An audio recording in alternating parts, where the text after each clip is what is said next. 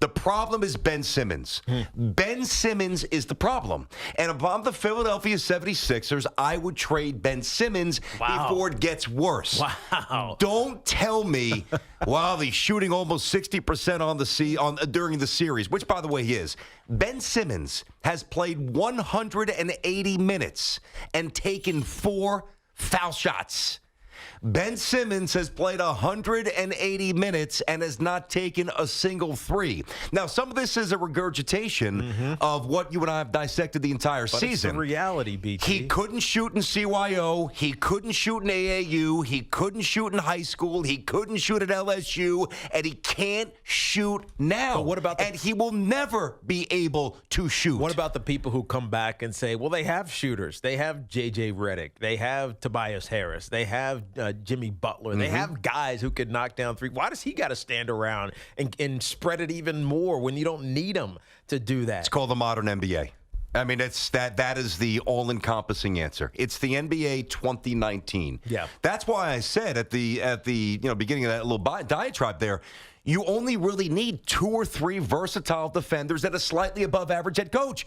Because when you play the Sixers, I don't want to say half the court is because that's lazy, but whatever percentage, and I'll let people far more intelligent with basketball quantify it numerically, you can delete stuff that you have to prepare for. Yeah. No, and it makes life harder residually on Jimmy Butler and Tobias Harris and Joel Embiid. He can't shoot. Here's what I think Brett Brown is faced with, and it's frustrating it's got to be frustrating for him. Because as much as he is prideful and he believes in what he's doing and he's been a part of this for a little bit now, BT, it's like he's stuck with what he can call, right? With what plays he can draw up or dial up. And I get sick of seeing the same thing every possession. They get a rebound or they inbounds a pass. They come flying up the court. Ben Simmons comes from left to the right side of the key. He either decides to drive and dish, or he tries to score, or he hands it off, and the same thing happens again on the other side. It's very limited. And so if you're a good coach, as BT's talking about, and a defender, you can shut those things off. You can force them into bad shots. Yep. And because Ben Simmons can't actually shoot, you don't have to worry about him unless he's coming down the lane. And so Brett Brown is in a tough spot because he can't do anything about it. And he's hearing the noise. He's hearing people talking about him getting fired, and he's not the guy to lead this team with so much talent, even though that talent's going to be gone in large part next year. I don't know if they can hang on to J.J. Redick.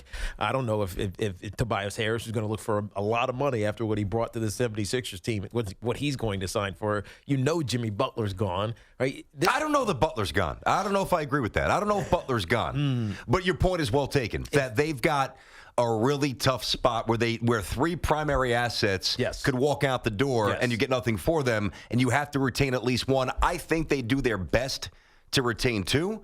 There's no way they keep 3. And if they get sloppy or other teams get desperate, if the Nets miss out, if the Knicks miss out, if the Lakers get desperate, if the Clippers get desperate, that's what makes this summer, I should say, so incredibly tough to predict and intriguing. And it's disappointing that we got to talk about it right now for the 76ers because it feels like they're headed for the offseason. Yeah, it does feel that way. And, hey, listen, 125 to 89, and you could go through Greg Popovich's ledger. You could go through Pat Riley's ledger. You can go through any great head coaches. Phil Jackson. There were a couple of stink bombs, but I don't care who you trot out there.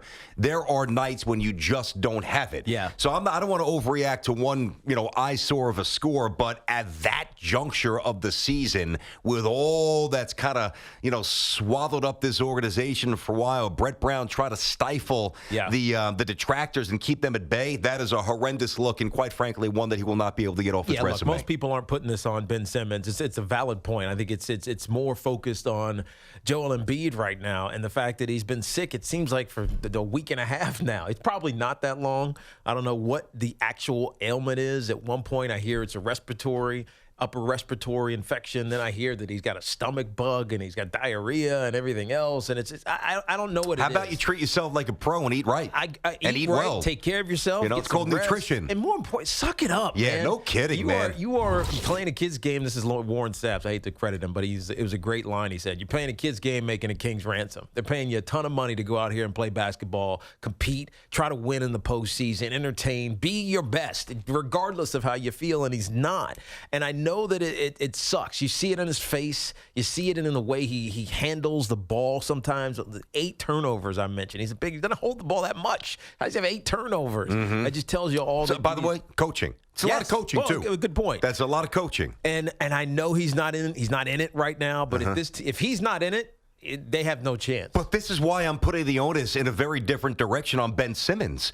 Because if Ben Simmons had the one asset that is you cannot be able to score. Yeah, certain things you can't compromise. Like, if you're a pitcher in baseball and you don't throw, unless you're a knuckleballer or a complete junk artist, if you don't throw at least like a show me fastball is the expression, it's got to be at least, 90 just to at least make the other stuff like viable, passable. Yeah, when that 68-mile-an-hour knuckleball comes out at you, it's got to look like, man, that's really, really slow. Yeah, you know what I'm saying? There's just certain things that when you hit the professional level that are without compromise. If you're a PGA Tour player and you're a great putter, and you're, flawless from the sand, and your mid-irons are great, but you drive a 210, you're not going to make it. Yeah, I hear you. Like, there's a delineation where that's why you're a professional.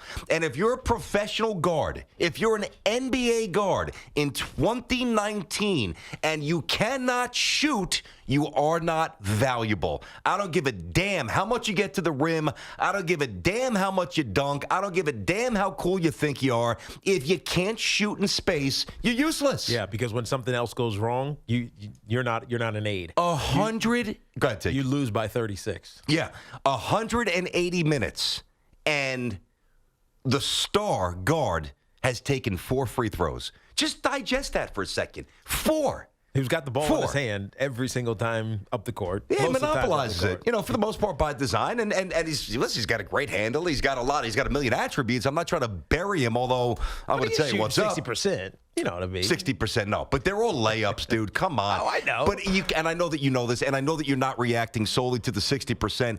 But come on. I mean, you watch the Sixers. Every basket he makes is a layup. Everything. Right at the rim. There's no variety.